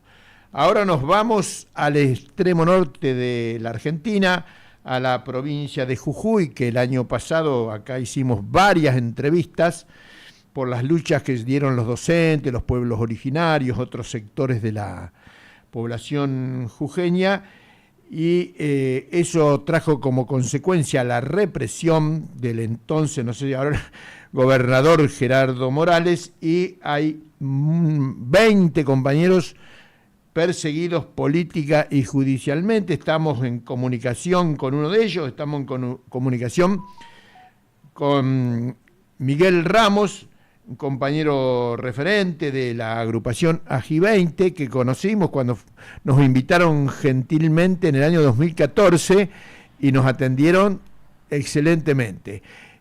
Miguel Ramos, estamos en comunicación. Hola, ¿cómo andan, compañeros? Sí, acá estoy en Plaza Belgrano, acá en Jujuy, Plaza Histórica, luchadora. Acá estamos. Bien. Bueno, contanos a nosotros, Miguel, contale a la audiencia de Todos los Fuegos, ¿por qué está originada esta persecución contra vos y los otros 19 compañeras y compañeros perseguidos política y judicialmente por el gobierno de la provincia de Jujuy? Sí, bueno, esta es una nueva página en esta... Una perversa página en esta persecución política sistemática que venimos sufriendo desde hace muchísimo tiempo, porque pensamos como pensamos, porque nos oponemos al hambre, a la miseria, a todas esas políticas y economía que imponen estos sinvergüenzas, y que en este caso, en esta página, tiene que ver con la imposición a balazos de la reforma de la Constitución acá en Jujuy, bueno, hecho conocido por muchísimo, por mucha gente, digamos, por todo el pueblo, digamos, y protagonizado, mejor dicho, por todo el pueblo, y que básicamente se oponía al avasallamiento de los derechos que tenemos como trabajadores, al avasallamiento o al avance del extractivismo en nuestros territorios, y también en la criminalización de la protesta. Creo que ahí se sintetiza los tres porqués de que todo un pueblo se haya levantado el año pasado y que haya de alguna manera frenado algunas intenciones políticas, como por ejemplo la del gobernador, recordemos que era Gerardo Morales, y que tenía ambiciones de ser vicepresidente. Recordemos que esto le pateó el tablero, digamos, y hoy la revancha, si bien ya no gobierna Morales desde hace un año, y está un títere de Morales que es Carlos Sadir, lo mismo, digamos, la justicia sigue respondiendo a este tirano, y bueno, en este revanchismo característico de este personaje nefasto, nosotros estamos en el banquillo de acusados. En este caso somos solo 19 los que fuimos parte, digamos, de lo que se llamó el jujeñazo, que se protagonizó en el puente de legislatura. No solamente ahí, bueno, pero nosotros sí estuvimos ahí, y digo no solamente ahí porque ustedes recordarán que fueron meses de resistencia, digamos, de diferentes formas, desde marchas, torchas, cortes de ruta, manifestaciones de todo tipo, culturales, artísticas, y que bueno, todo un pueblo, ¿no?, estuvo en la calle. Bueno, Morales quiere lavarse la cara políticamente con esto y inculpar a 20 jujeños que fuimos parte de esa poblada. Miguel, cuando dijiste a balazos ¿de goma o de plomo? Hubo de todo. Recordemos que en esos días hay jujeños que perdieron un ojo, por ejemplo. Se encontraron cartuchos de bala de plomo en diferentes lugares. Recordemos que en esa mañana en el puente de la legislatura cayó un compañero de apellido Mamaní, Nelson Mamaní, sí, que con heridas en la cabeza, digamos, producto de un proyectil de gas lacrimógeno, así como le sucedió a Carlos Fuente Alba.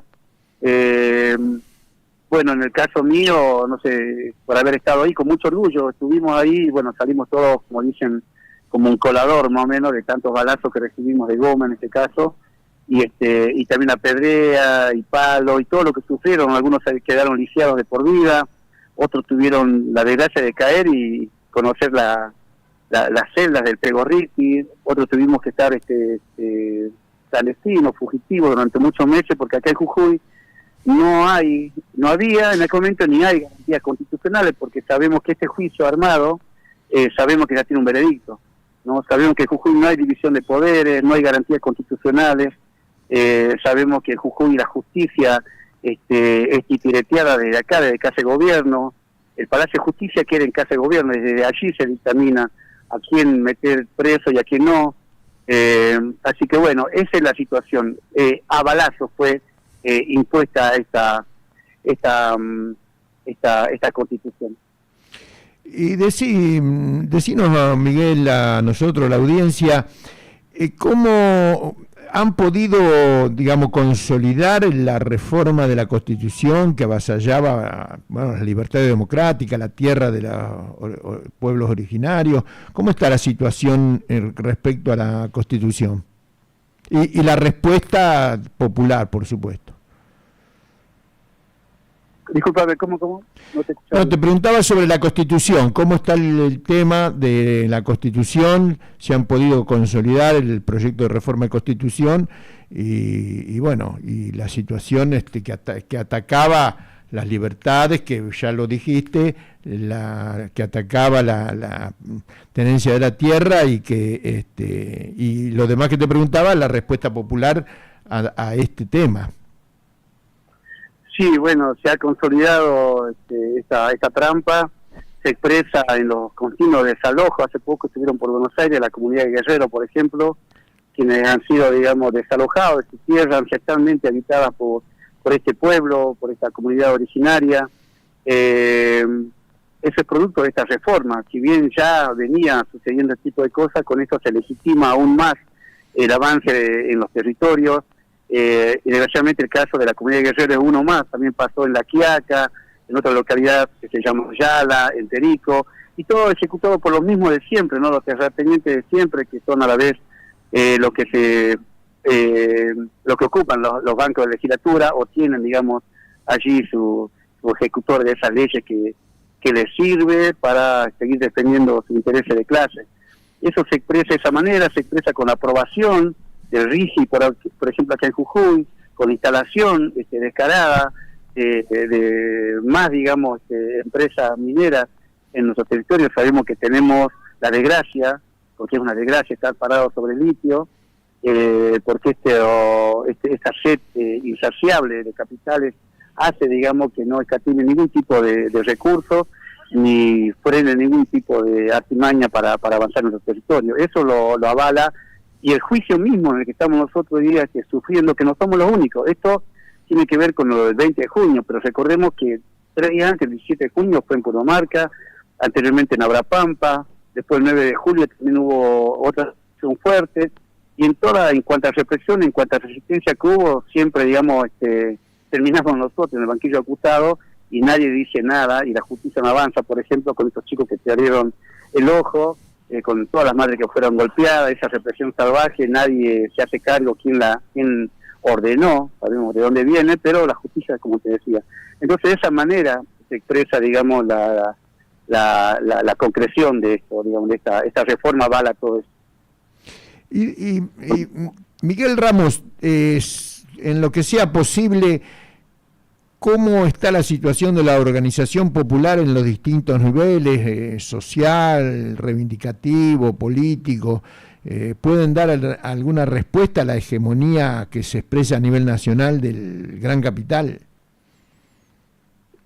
Jujuy tenemos un gran déficit, digamos, en lo político, porque todavía no hemos constituido una fuerza que realmente nuclea todos estos sectores que están nombrando, pueblos originarios, organizaciones sociales, gremios.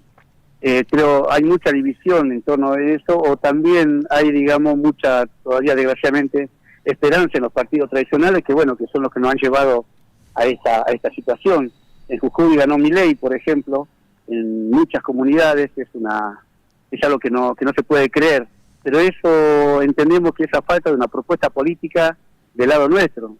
No. Por ahí yo entiendo, veo que hay se gasta mucho tiempo en hablar, digamos, de Milei o del PJ, de la UCR, que nos vale, que sabemos que son partidos que van a defender, digamos, intereses de clases, pero no hablamos de nosotros, no hay una autocrítica, no le ponemos mucha pasión a construir una alternativa política propia. Y esa falta, esa ausencia de una alternativa política hace que nuestro pueblo huérfano o falto, digamos, de esa alternativa termina creyendo en los de siempre. Eso hace, digamos, que hoy día, por ejemplo, no haya una respuesta contundente a esta situación que estamos sufriendo. Si bien hay una recomposición, digamos, estamos de nuevo recomponiendo la fuerza para encarar, por ejemplo, en esta situación defensiva, ¿no? Porque hoy estamos preocupados en defendernos, digamos, de esta situación en lo judicial crítica que estamos sufriendo, pero estamos lejos todavía desgraciadamente, aunque a algunos no les gusta escuchar esto, pero es una realidad, si no nos estaríamos engañando, digamos. Humildemente, la G20 creemos que esa es la situación, que esa es la realidad, y no estamos para estar engañándonos, y no creo que necesitamos una autocrítica como pueblo, como espacio que decimos amar a Jujuy y creemos en una revolución. Creo que eso amerita sí o sí una autocrítica de todo el espacio para empezar a encontrarle la vuelta y crear una alternativa que nos represente. Miguel Ramos, ¿algo más que quieras agregar que consideren ustedes importante acá para la audiencia de Todos los Fuegos por Radio Rebelde? Sí, el Jujuy Laboratorio ese del que hablábamos el año pasado, hoy esa política, o cuando el eslogan de Morales, me acuerdo que era Jujuy el norte a seguir, creo que ese laboratorio hoy se expande a todo el país. El año pasado, por ejemplo, sabíamos que a nivel nacional, si bien no comulgamos con Fernández ni con el partido que representa o el espacio político que representa, nos daba cierto margen, digamos, como para aguantar la arremetida del capital acá en nuestra provincia. Hoy están en total sintonía el gobierno nacional y el gobierno provincial, solamente están discutiendo quién se queda con el litio, o los chinos o los yanquis, digamos, después no tienen otra diferencia. Y sobre eso avanzan, digamos, sobre los pueblos. Entonces, creemos que es importante entenderlo así y ver cómo, de donde sea, sacamos fuerzas, una autocrítica previa y empezar, digamos, a apostar a la construcción de una alternativa política propia y no seguir creyendo en la vieja receta que tanto mal nos hicieron como pueblo. Bien, Miguel Ramos, cuenten con nosotros que desde acá podemos amplificar las iniciativas que ustedes tengan, los conocimos, yo hice referencia, jugamos al fútbol, no atajé pelotas muy fáciles porque me había apunado, pero alguna otra saqué, no sé si te acordás. Y cuéntense con nosotros para toda iniciativa que quieran difundir y amplificar. Sí, nos acordamos del Dibu de Santi, sí, me acuerdo. Bueno. Una gran grande y acá, bueno, resistiendo como tiene que ser y poniendo el pecho a la situación, siempre con la esperanza de que nuestro pueblo pueda ser protagonista de nuevas puebladas, pero también podamos construir una alternativa política propia. Un saludo para vos, Miguel, para todos los compañeras y compañeras de AG20 y a todo el pueblo jujeño. Muchísimas gracias. Hasta la victoria siempre, hermano. Hasta la victoria. Bien, la vamos a recibir, sí, ¿no, Dayana? La vamos a recibir a a Silvia Visconti contándoles que el jueves en la ciudad de Tucumán, a ver acá si encontramos dónde, se va a proyectar la película, su película, Todo lo fuego no, es el programa, La Pastoril, Memorias de un Olvido. Claro, no encontraba el lugar porque estaba buscando mal, pero ya estamos buscando a Pablo, que nos dice que van a proyectar la película este jueves a las 20 horas en la Taberna de Saturno, en la ciudad de Tucumán, que queda en Chacho, Peñalosa y Pringles. Es una esquina de Yerba Buena, muy caro esa zona a los militantes del PRT de Tucumán y de todo el país. Bien, ahí Pablo es uno de los organizadores junto con Lorenzo, y que dice que está escuchando y que le gusta el programa. Silvia Visconti. Buenas tardes, Daniel, qué buena noticia. Buenas tardes también para Javier y para Dayana y para la audiencia. Y bueno, qué recibimiento. Me encanta saber que en ese lugar tan emblemático que es Tucumán, tan emblemático para las luchas de América, que bueno, que allí vaya a proyectarse la película, que los compañeros se vayan a reunir para verla. Así que una noticia hermosísima en un día en el que, wow, uno está un poco cansada porque ayer tuvimos una jornada. Antes de entrar en la jornada, porque si no, sí. Ayer la proyectaron en un centro cultural de Quilmes. Muy linda reunión, muy linda reunión. Sabía. La verdad que ayer no me acordé de nada porque, bueno. Sí, ¿qué pasó? ¿Qué pasó en Montevideo y en Uruguay? Bueno, una jornada de elecciones nacionales muy intensa, sin duda. Y bueno, hoy es el día después de esas elecciones y entonces es el momento de empezar a hacer los análisis con vista al balotaje, ¿no? Porque ya está confirmado por los resultados de que va a haber balotaje. Hasta ayer el tema pasaba más que nada por las impresiones que nos había dejado una campaña con sabor a poco en cuestión de propuestas y debates, con una cierta cuota de frivolidad de algunos de los actores políticos, con alguna fake news, con una importantísima campaña a través de los medios y sobre todo de las redes, en especial de los sectores de la coalición multicolor o la derecha para ubicar a los compañeros argentinos, y con una escasa sensación de entusiasmo popular que había repuntado igual en la última semana, porque bueno, allí fue el acto final del Frente Amplio, hubo barriadas, estuvieron los puestos de entrega de listas en la Rambla, en las plazas, en los barrios, y eso hizo que se viviera un clima de mayor expectativa en esta última semana. Pero bueno, hoy cuando la Corte Electoral tiene escrutados prácticamente el 100% de los votos, el 99, y algo, aparecen las cifras y la necesidad de analizar un poco esas cifras. Empecemos por los primeros números. El Frente Amplio, con la fórmula Yamandú Orsi y Carolina Cose, alcanzó el 43,94% de los votos contra un 26,77% del Partido Nacional, encabezado por la fórmula Álvaro Delgado, Valeria Ripoll. En el tercer lugar se ubicó el Partido Colorado, con la fórmula Andrés Ojeda, Robert Silva, que obtuvieron un 16,03%.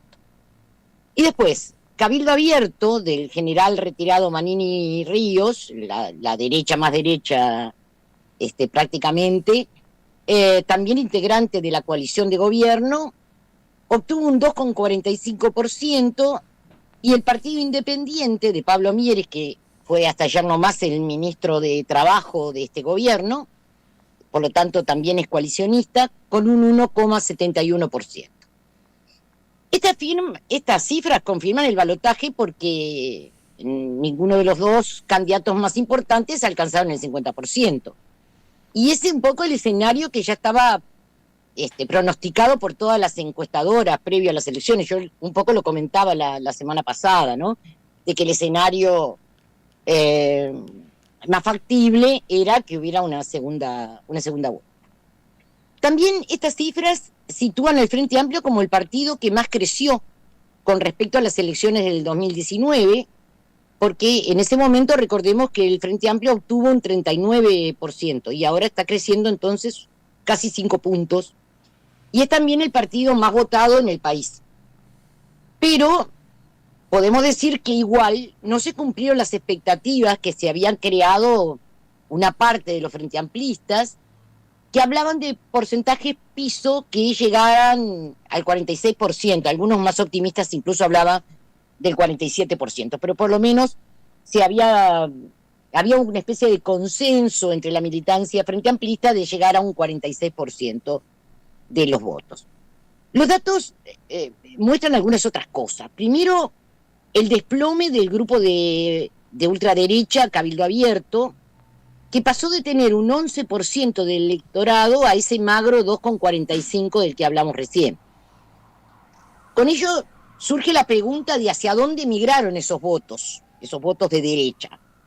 Algunos parecen haber engrosado la votación de un nuevo partido que va a ingresar al Parlamento, que se llama Identidad Soberana, y cuyo principal exponente es un abogado, Gustavo Salle, un personaje que tiene un discurso disruptivo, un caballito de batalla en la palabra, la voy a deletrear casi porque es difícil de pronunciar, cleptocorporatocracia, que traducida por él mismo quiere decir luchar contra el poder de las corporaciones ladronas. Un discurso que de todas formas se presenta como un discurso antisistémico, con críticas a la clase política, a la que a veces también define como Milei como la casta, y contra la llamada Agenda 2030 internacional. Este sector alcanzó el 2,69% e ingresa al Parlamento con 2 diputados. Allí parecen haber ido algunos de los votos de la derecha. Otra parte de esos votos parece haber ido al Partido Colorado, en especial al sector de Pedro Bordaberry, hijo del dictador Bordaberry y exponente de la derecha del Partido Colorado, que se había mantenido al margen de la disputa política, pero que reingresó con su lista 10 después de las internas, y que es la lista más votada dentro del Partido Colorado, la lista de Bordaberry. Bueno, los otros datos importantes son los que tienen que ver con los plebiscitos. Uno de la Seguridad Social, que propuso la Convención Nacional de Trabajadores, y el otro, impulsado precisamente por los sectores de la coalición multicolor, para habilitar allanamientos nocturnos. Ninguno de los dos prosperó, porque se necesitaba alcanzar más del 50% de los votos, y en realidad cada uno de ellos alcanzó alrededor del 40% de los votos. No obstante, es interesante hacer un análisis de estos datos porque de alguna forma marcan una derrota para la coalición que en su conjunto y de forma monolítica había impulsado los allanamientos nocturnos. En la previa, incluso las encuestadoras, la mayoría de las encuestadoras más serias, le daban un 60% de aprobación. Es decir, que se suponía que este plebiscito iba a ser aprobado. Sin embargo, no llegó al 40%. En cuanto al plebiscito de la Seguridad Social, las encuestas nunca le dieron la posibilidad de un triunfo. Hay que pensar que este plebiscito fue llevado adelante por la clase trabajadora, por la Central de Trabajadores, con el apoyo de algunos sectores del Frente Amplio, el Partido Comunista, el Partido Socialista, el Partido por la Victoria del Pueblo y algún otro partido pequeño. Recordá, Silvia, a la audiencia que el plebiscito era para la derogación de las AFP, ¿cómo es que llaman? AFAP se llaman aquí. Las AFAP, FJP de acá, las AFAP. O sea, sí, no solamente para eso, porque también incluía modificar una ley recientemente aprobada que aumenta la edad para jubilarse de 60 a 65 años. Y también planteaba que las pensiones y jubilaciones más bajas no pudieran ser menores al valor del salario mínimo nacional.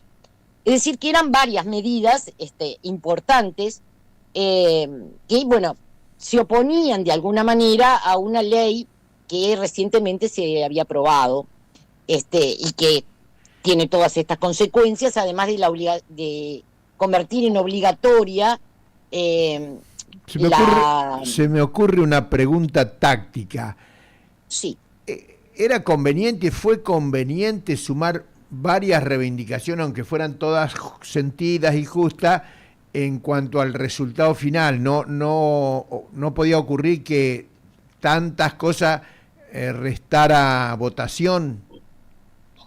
Bueno, porque en realidad era una respuesta a una modificación del antiguo sistema que nosotros teníamos, que ya no era bueno, pero peor, que lo empeoraba, porque hacía obligatoria la afiliación a la AFAP, que antes no era obligatoria, salvo para algunos casos, pero no para todos. Ahora pasaba a ser obligatoria para todos.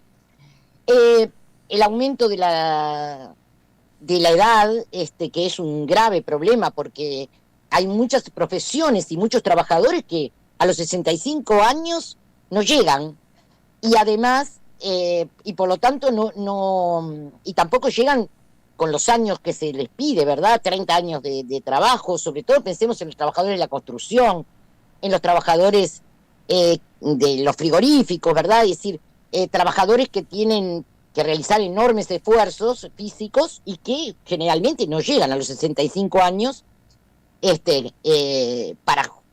para recién empezar el trámite jubilatorio. Y la otra, y lo otro también, ¿verdad?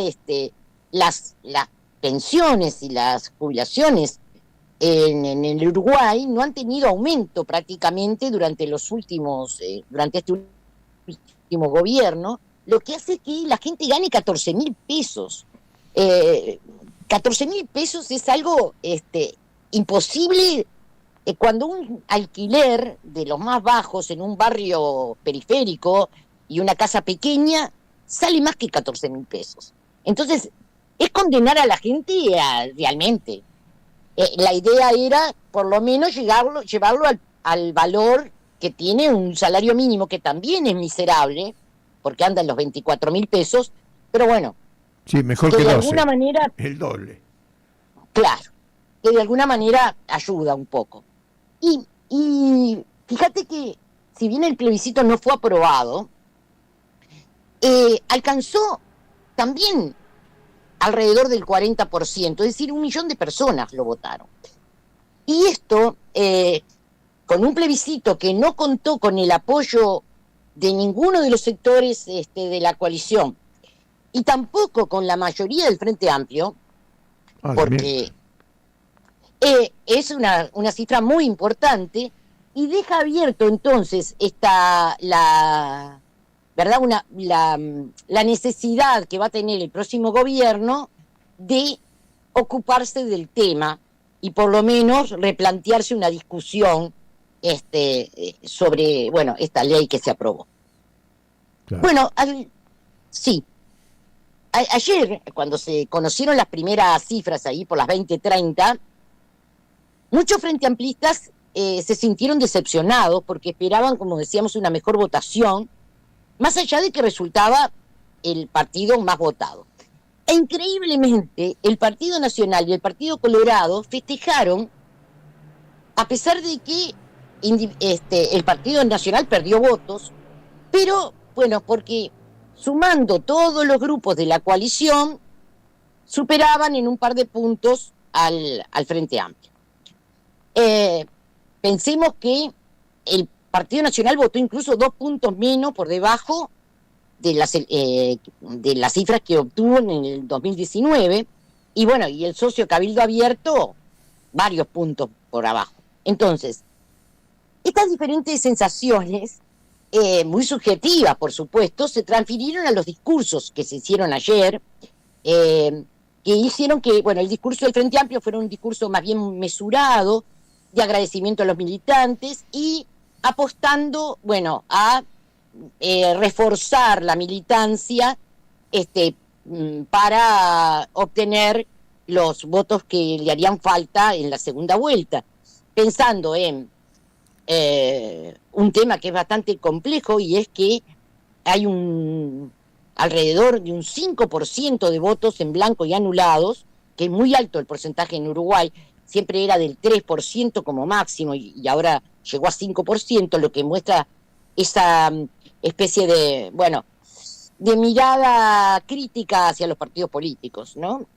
Entonces, bueno, tratar de conquistar esos votos y también, bueno, conquistar otras voluntades, incluso dentro de los sectores que en esta oportunidad todavía votaron a la coalición, e incluso los partidos pequeños que no llegaron a ningún cargo, ¿no?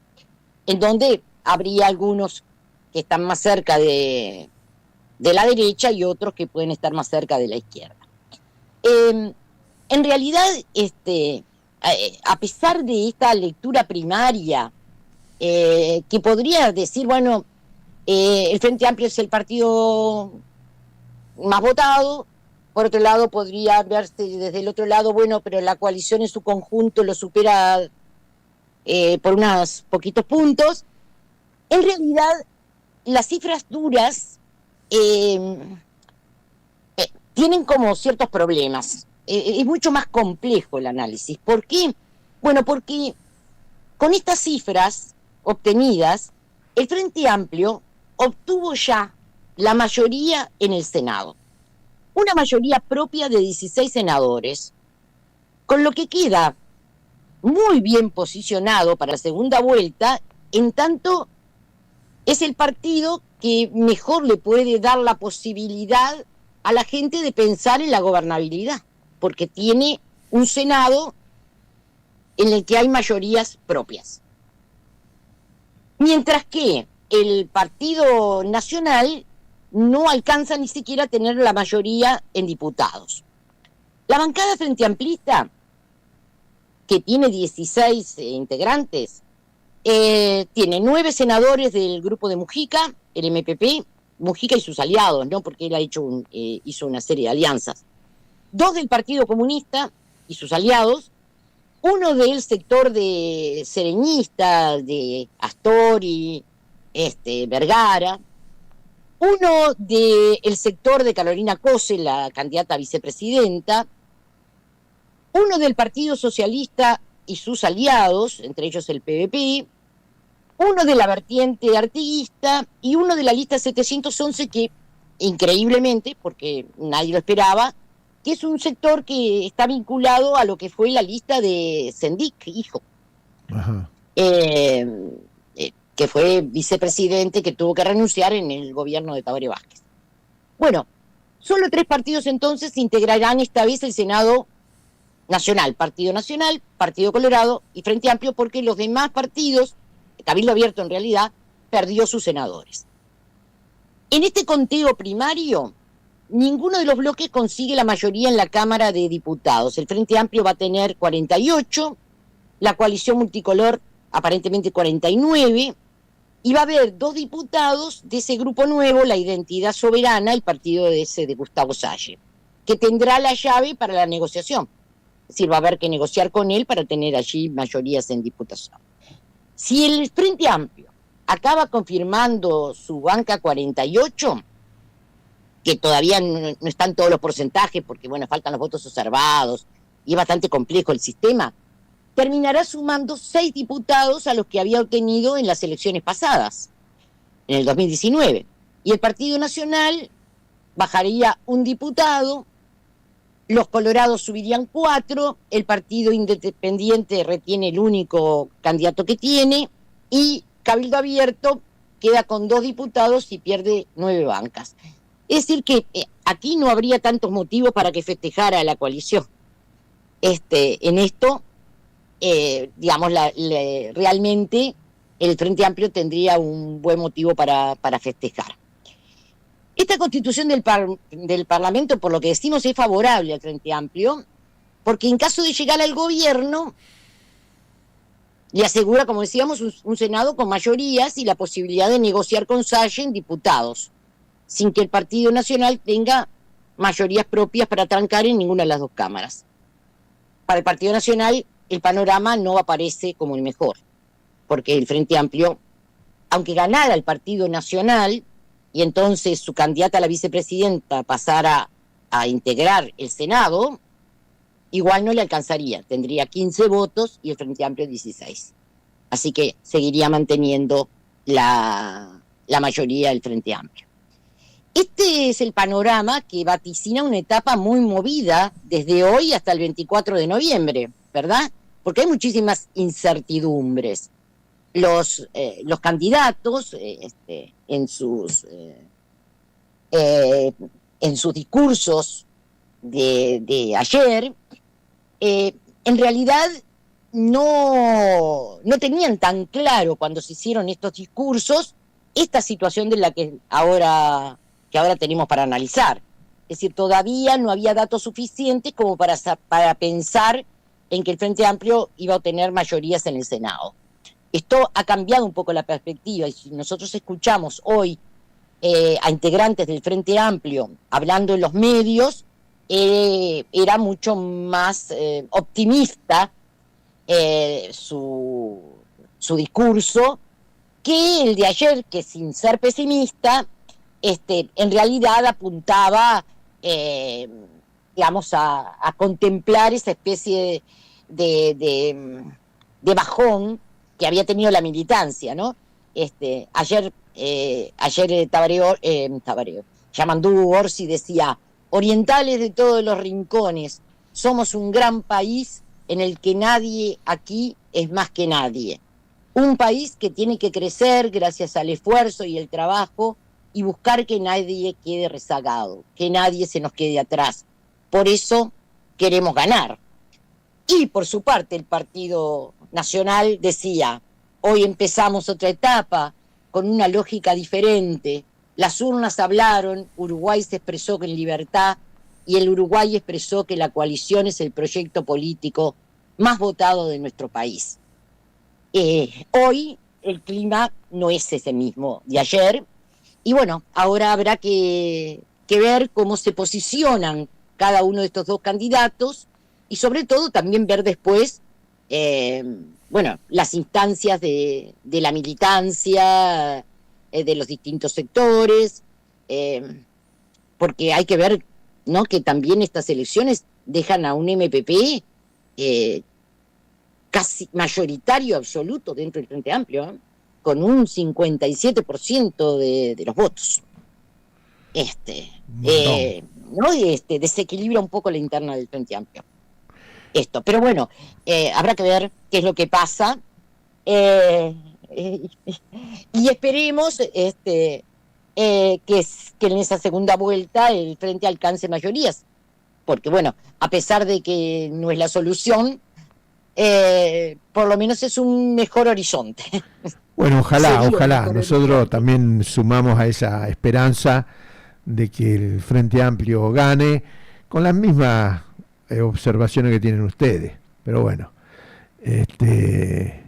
ha sido muy completo, Silvia, el panorama electoral del Uruguay, así que con tus palabras nos vamos para el lunes que viene. A otro programa. No dijimos, este fue el programa 250, todo un acontecimiento, 250 semanas casi consecutivas en el aire de La Rebelde. Montonazo, y un abrazo para los compañeros de Tucumán. También.